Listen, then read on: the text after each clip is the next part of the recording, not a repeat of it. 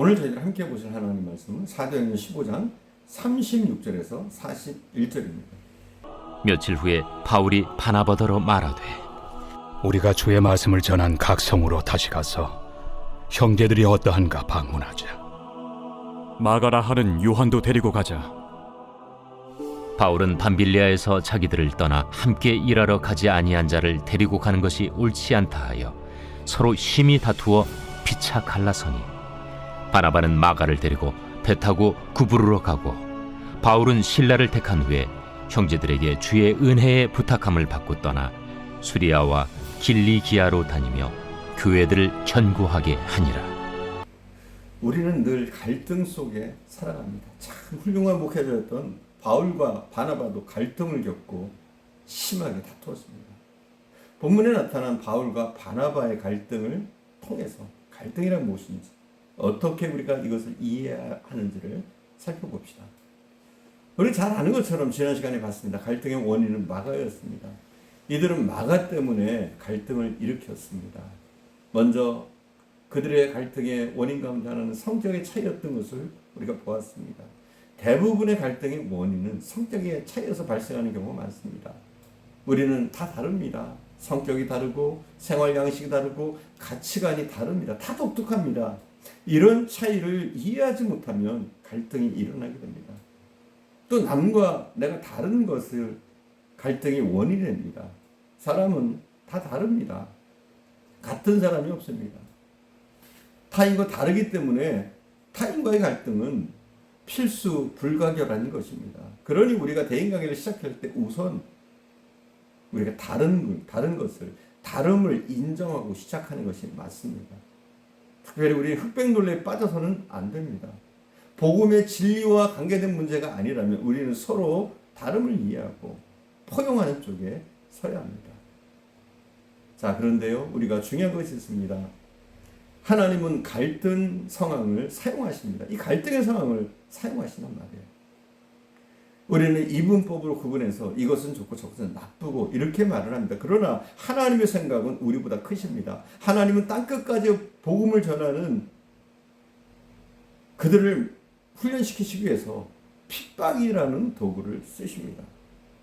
사도행전 1장 8절에 보시면 너희가 내 증인이 되리라 하나님 말씀하십니다. 일종의 하나님의 명령입니다. 그러나 이 말씀이 잘 실행이 안 되자 하나님이 이것을 뒤집어서라도 이루시는 것을 봅니다.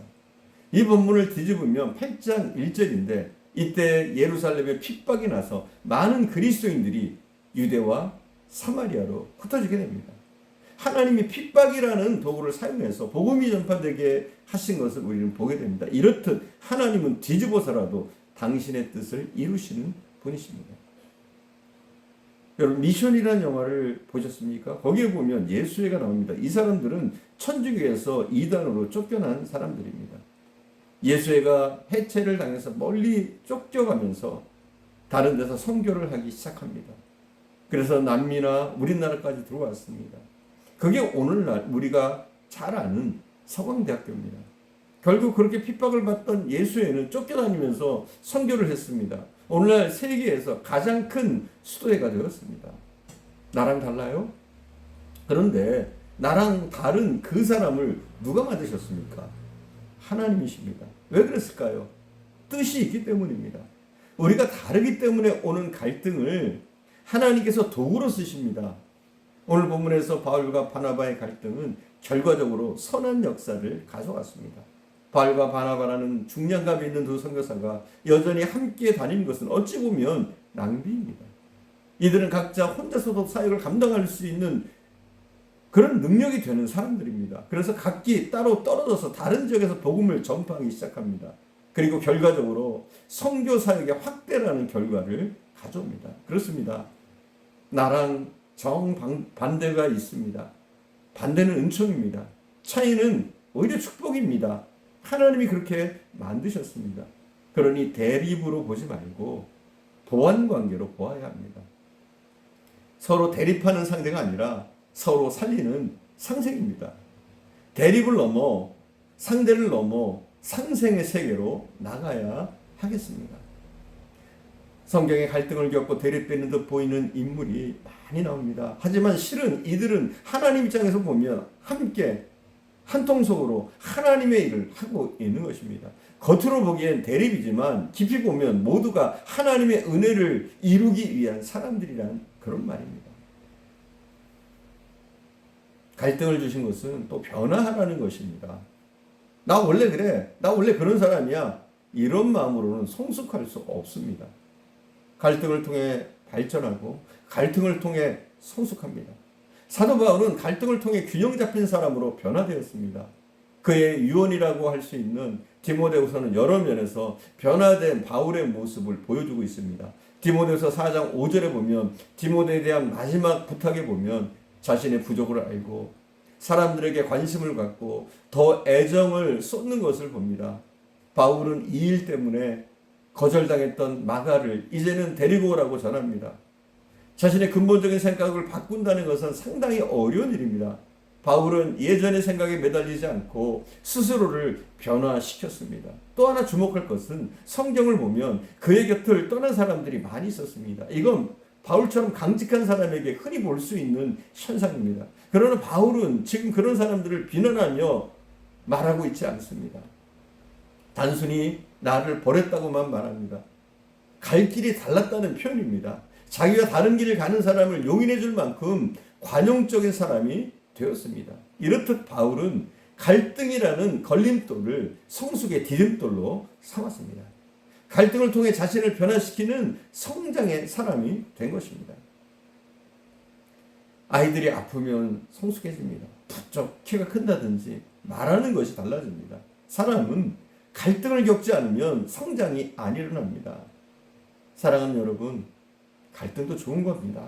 갈등을 사용하십시오. 갈등을 통해 변화하십시오.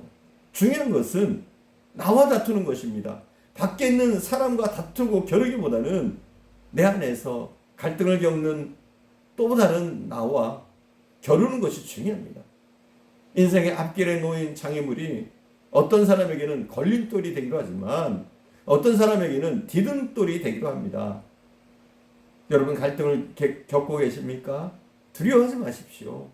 하나님께서 갈등을 쓰시기를 원하십니다. 갈등조차도 그리스도 예수 안에서는 우리에게 유익하게 작용할 수 있습니다. 사랑하는 여러분, 이 갈등의 문제를 예수 그리스도 안에서 잘 풀어나가셔서 하나님의 의를 이루는 저와 여러분 되어줄 수 있기를 간절히 축원드립니다. 기도하겠습니다. 사랑하는 주님, 우리에게 있는 갈등의 문제, 어려움의 문제가 하나님의 뜻일 수 있다는 사실을 기억하게 하시기를 원합니다. 우리에게 주어진 이 갈등의 문제를 통해서 우리에게 주어진 이 갈등의 상황을 잘 풀어나갈 수 있게 하시고 이 갈등의 상황이 걸림돌이 아니라 우리의 디딤돌이 되어줄 수 있도록 주님 은혜를 내려주시기를 간절히 원합니다. 주님, 이 갈등 상황을 통해서 더욱더 성숙해지게 하시고 이 갈등을 통해서 더욱더 사람을 포용하는 사람으로 세워주시며 우리의 모난 부분이 깎여서 더욱더 하나님이 쓰실 만한 하나님의 그릇으로 우리가 자라날 수 있도록 은혜를 베풀어 주옵소서. 오늘도 함께 하신 주님께 감사드리며 우리 구주 예수님의 이름으로 기도드립니다. 아멘.